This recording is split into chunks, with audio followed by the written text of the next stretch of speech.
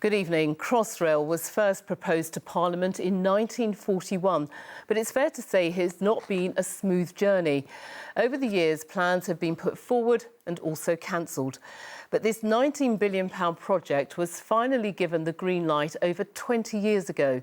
And in 12 hours' time, the first train will leave Abbey Wood for Paddington. It's billions over budget and years late, and yet Transport for London Commissioner Andy Byford has described the current mood as insane excitement. Our political correspondent Simon Harris is at Canary Wharf Station for us tonight. Simon. From what I've seen today, everyone involved in the Elizabeth line can barely contain their excitement about the next 24 hours. Yes, it's been a long time coming. Yes, it costs far more than anyone expected. According to Mark Wilde, the chief executive of Crossrail, there is no better railway in the world. That's a bold claim which Londoners can test for themselves tomorrow. The countdown clock is ticking. The time for fine-tuning is almost over. At Paddington, Elizabeth line staff had one last dress rehearsal. The passengers were VIPs, London politicians and business leaders getting a sneak preview. And keeping them in order was Romina, one of the first faces commuters will see tomorrow. I will be helping to run the station, so I'll be talking to customers. I'll be the first person to open the gate, which I'm really excited about as well. I'll be on the platform, making announcements, everything. The £19 billion railway is 3.5 years late and £4 billion over budget. Clearly there's lots of lessons to be learned about what could have been done, but today's about celebration. It's very much worth the wait. It's brilliant, isn't it? Really smooth ride. Really, it's going to transform London. It's going to make it super quick to get from Ealing to anywhere. The VIPs travelled as far as Canary Wharf, where speeches and a champagne reception awaited them. It is a nerve-wracking moment, but of course the people and the team at TfL have worked incredibly hard to build up to this moment. I'm absolutely confident that it will go well. Among the faces today was Sir Terry Morgan, who resigned as chair of Crossrail when the project went spectacularly off the rails in 2018. Whilst we thought we could manage it, we clearly had some big difficulties to get through. Are you embarrassed? I'm proud of what this is. This is everything I imagined it would look like. I'm disappointed it was later than it should have been, but I am very proud of this programme. 3, 2, 1, go! Canary Wharf was where work on Crossrail started in 2009. 13 years ago, this station alone had a price tag of £500 million. The finished article certainly cost more than that, but no one today was able to say how much. The station was partly financed by Canary Wharf's owner, which also threw today's reception. It's a game changer for Canary Wharf. It's a game changer for London. I think Canary Wharf is a big winner. Increases our connectivity to Heathrow and to East London, where all the jobs and growth are, and so that connectivity and capacity is outstanding. It's a winner too for the Wharf's businesses, like this bar and restaurant. It's really exciting. It's kind of one thing that, particularly with this venue, we've been talking about the potential that it's going to have for a while, and we've already seen the growth in the business. How ready are you? We're as ready as we'll ever be. We've been running the trains, as you know, on a timetable service now for a good 2 or 3 months. We've done lots of tests, lots of trial operations. All our station staff and operational staff are ready for this, and we're really, really excited to get the railway open tomorrow and see the reaction of our customers' faces. For everyone involved in Crossrail, there is now nothing more to do but wait and hope. Trains start running between Abbey Wood and Paddington at 6:30 in the morning, and those first trains are expected to be very busy, not just with commuters but also with railway enthusiasts who don't want to miss this moment in history. Transport Commissioner Andy Byford thinks Londoners are going to experience a wow factor when they see the architecture of the stations and ride these super smooth, ultra-quiet trains. Well, they certainly are compared to the Bakerloo line. And there's no doubt that commuters travelling into London tomorrow, some, for the first time, will experience a journey to work like nothing they've had before. OK, Simon, we'll see you with the actual launch tomorrow. Thank you.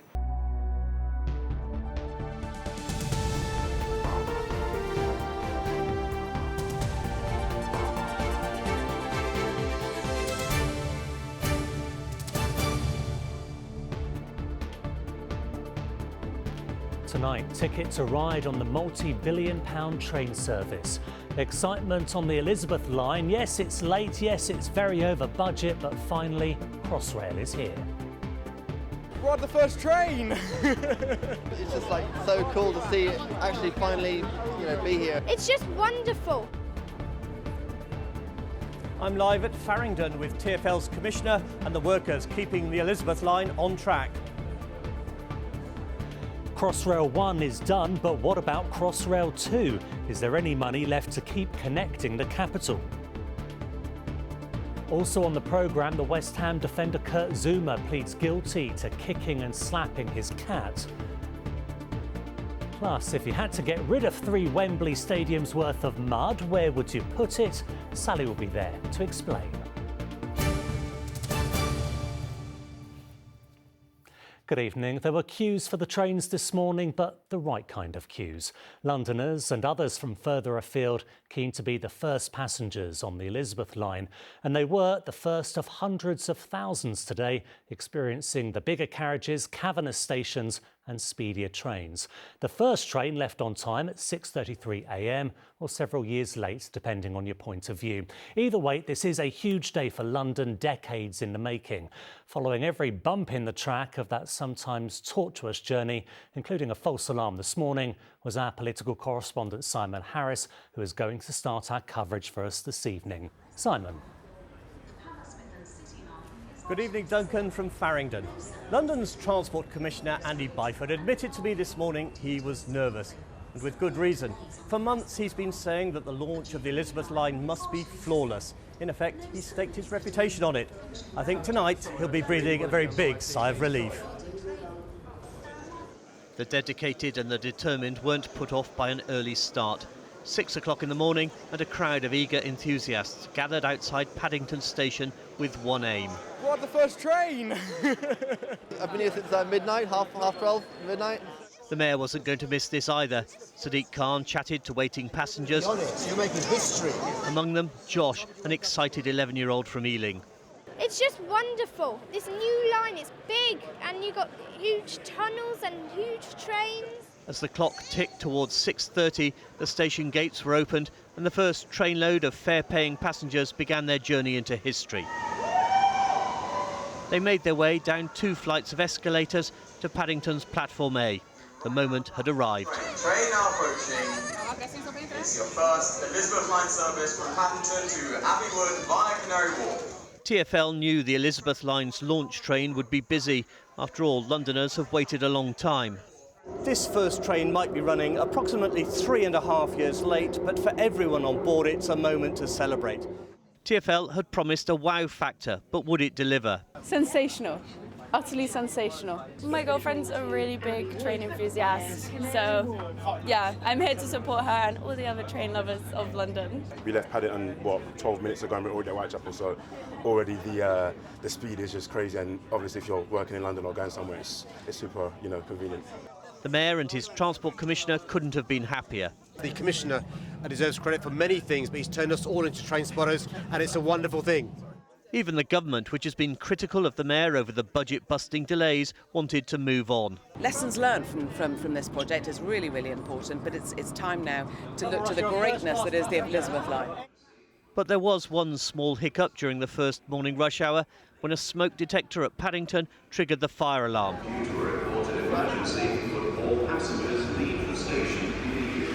We evacuated the station while we had it checked out. It was checked, false alarm, no smoke. We got everyone back in and back on the move.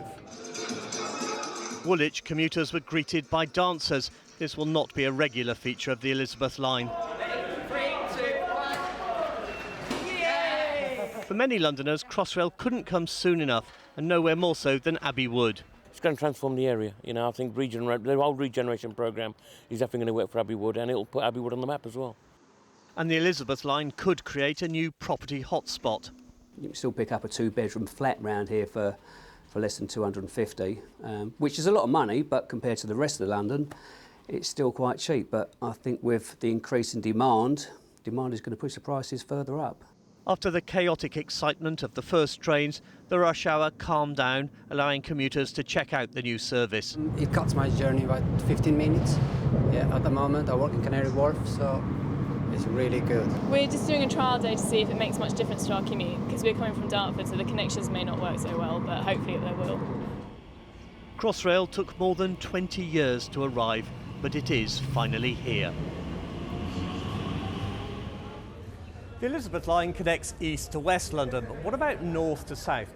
Crossrail 2 was first proposed in 2014, connecting Surrey to Essex and Hertfordshire. The estimated budget, an eye-watering £30 billion. The Prime Minister Boris Johnson said plans won't be shelved despite the cost of living crisis. Here's Martin Stew. The quaint Essex market town of Waltham Abbey feels a world away from central London. If a second Crossrail gets the go-ahead, it could be just a matter of minutes. Last week, the Prime Minister hinted plans could be back on track. The real thing for us now is to think about Crossrail 2. All the problems of commuters coming into Waterloo, getting up to North London, you can fix that with another Crossrail. So I think we should be getting on with that.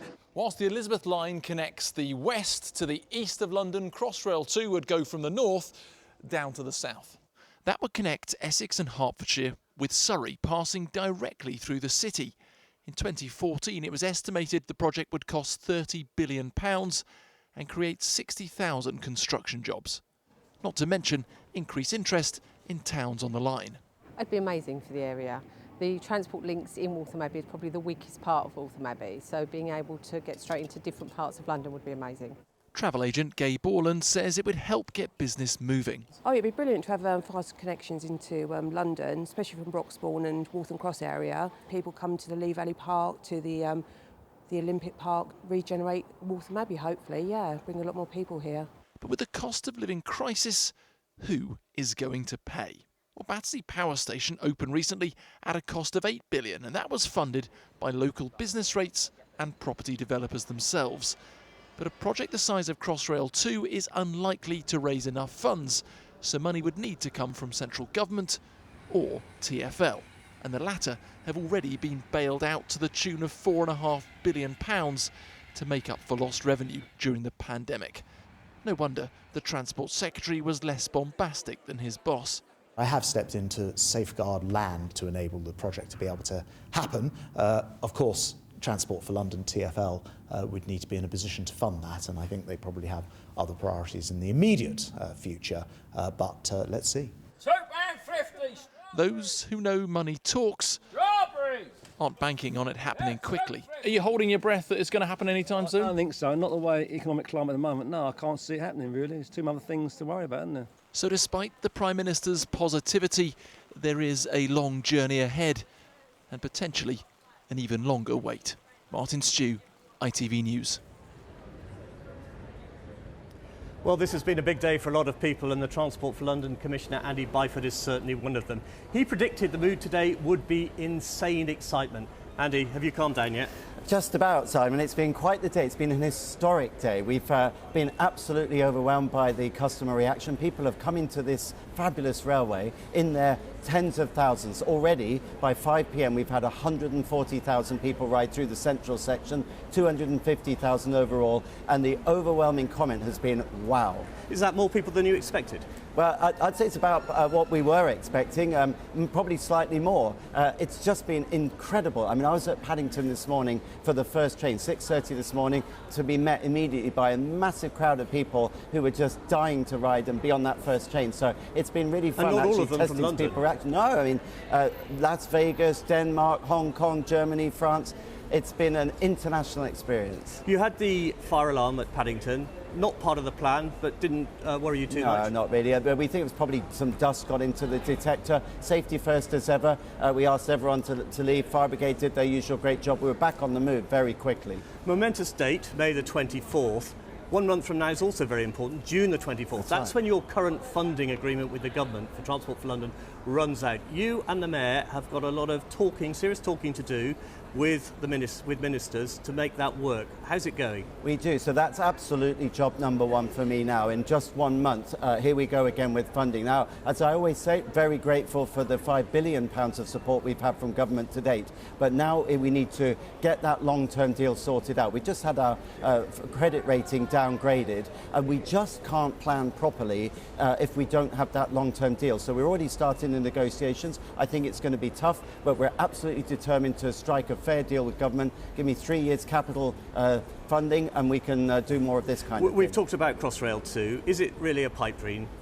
Well, I'd love to do it, and I was very encouraged by the Prime Minister himself saying, let's dust off the plans. We're ready to go. We've got those plans ready. But, you know, we understand that the country is in dire straits. The Exchequer has a lot of challenges, and we've actually put both Crossrail 2 and the Bakerloo line extension, both really credible schemes, on the back burner. But hey, if the government has got the money, they've seen the benefit today, they've seen the economic benefit, let's get started. One thing striking about Crossrail, all 41 stations, including the 10 new ones, are accessible after a long campaign by pressure groups like Transport for All. Yeah.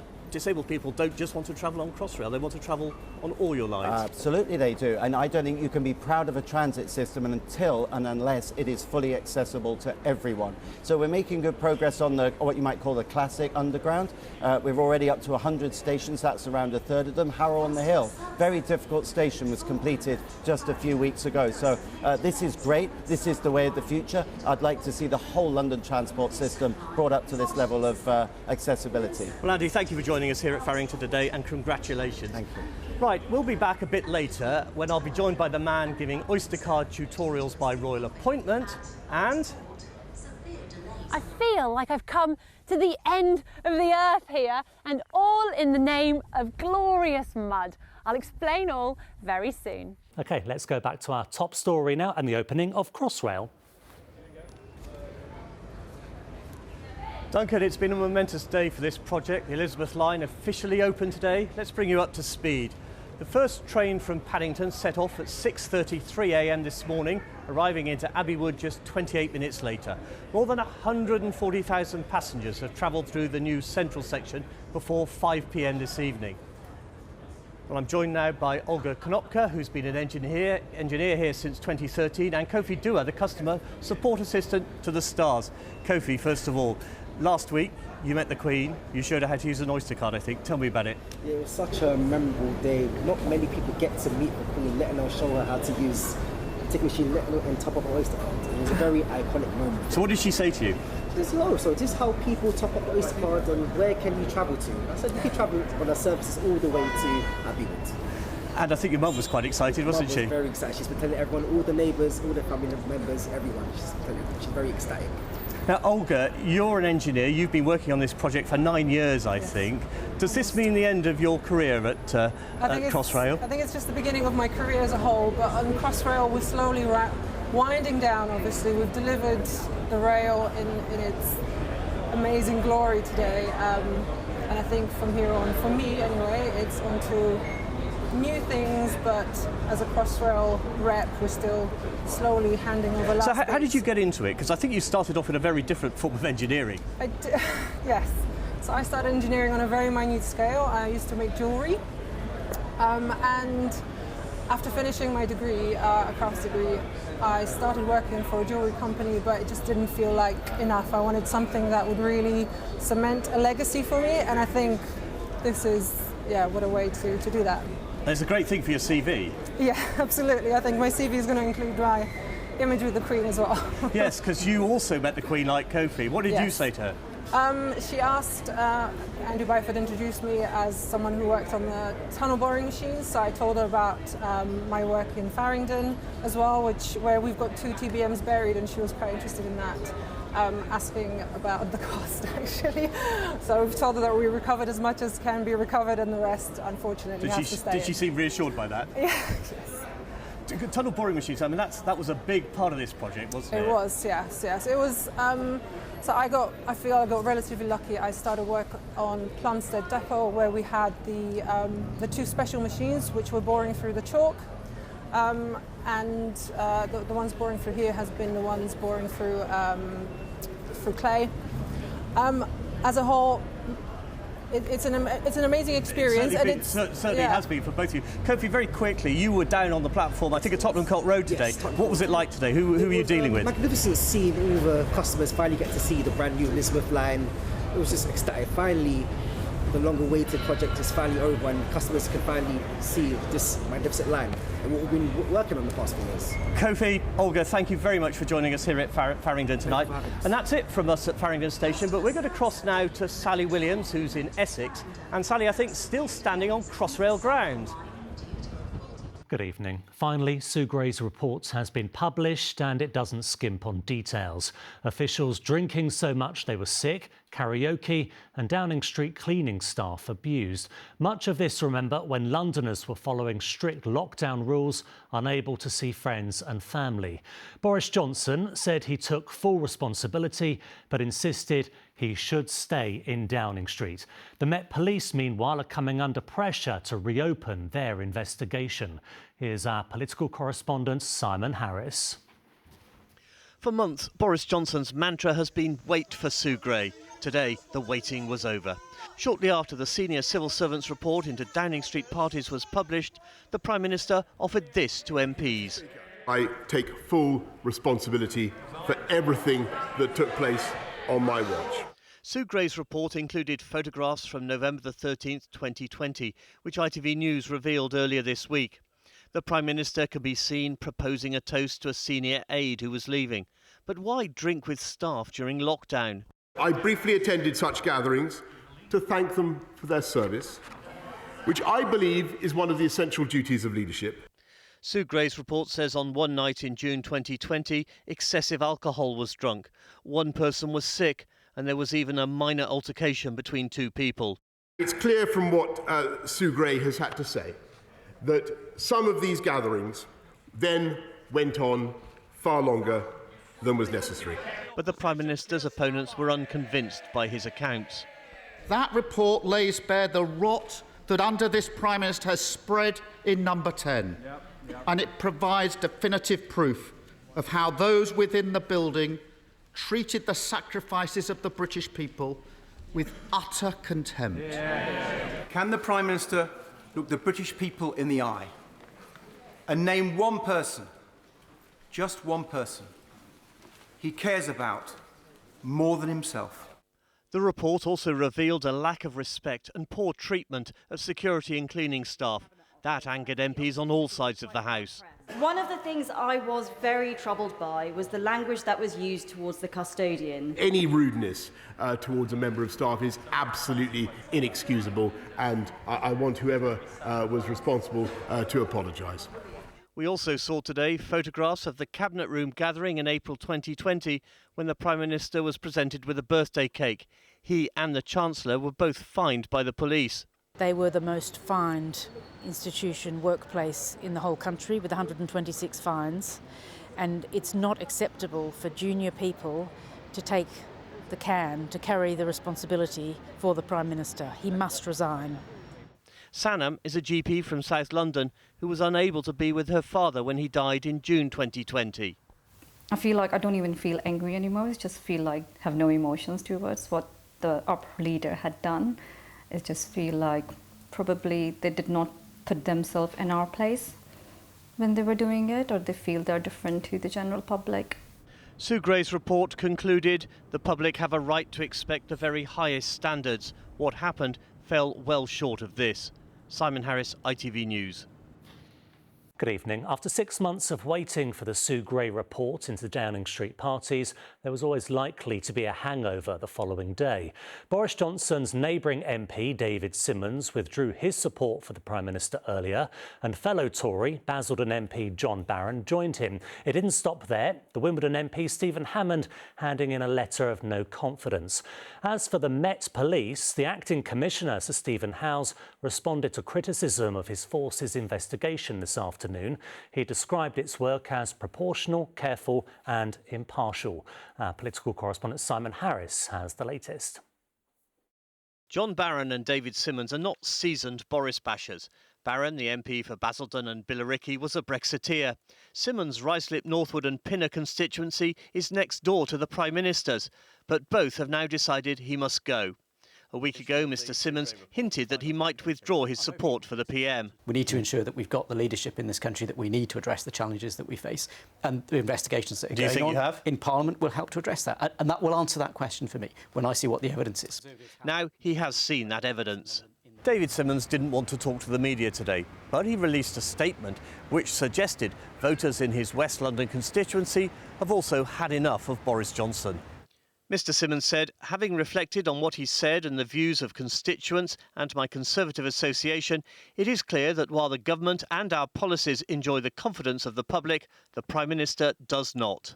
John Barron. In the Commons yesterday, John Barron asked what could appear to be a loaded question. Given the extent of rule breaking in Number 10, does my right honourable friend believe that what he has said to the House since about there being no rule breaking passed the test of reasonableness? I believe that I was attending work events. Those are the ones of which I had knowledge.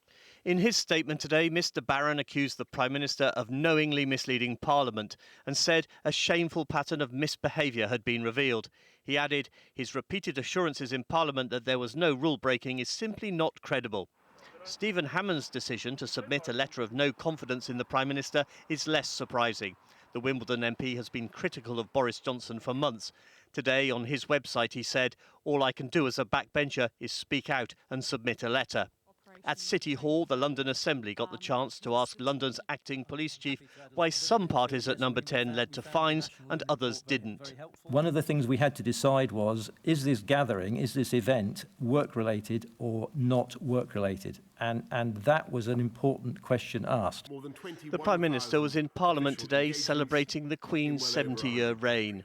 She's granted royal assent to some 4,000 pieces of legislation and been served by 14 British Prime Ministers so far. Yesterday's report by Sue Gray might not have contained a smoking gun, but the Prime Minister's Partygate woes are far from over. 2 generations of Trudeau. That's the thing, Simon. You were here yesterday and it felt like the Prime Minister was going to be able to walk away from this relatively unscathed, but today not so much. Yeah, especially after that meeting he had with backbenchers last night. It seemed as if he had taken the heat out of it. But then today we have these developments and they are a serious blow to the Prime Minister. Stephen Hammond's letter of no confidence is perhaps not unexpected, but we still don't know how many letters have been submitted. There have to be 54 before there's a vote of no confidence. I suspect some MPs are still wondering what to do and will want to test the mood among their constituents over the weekend. So we might not see so many in the next couple of days, but let's look forward to next week. OK, Simon, thank you very much.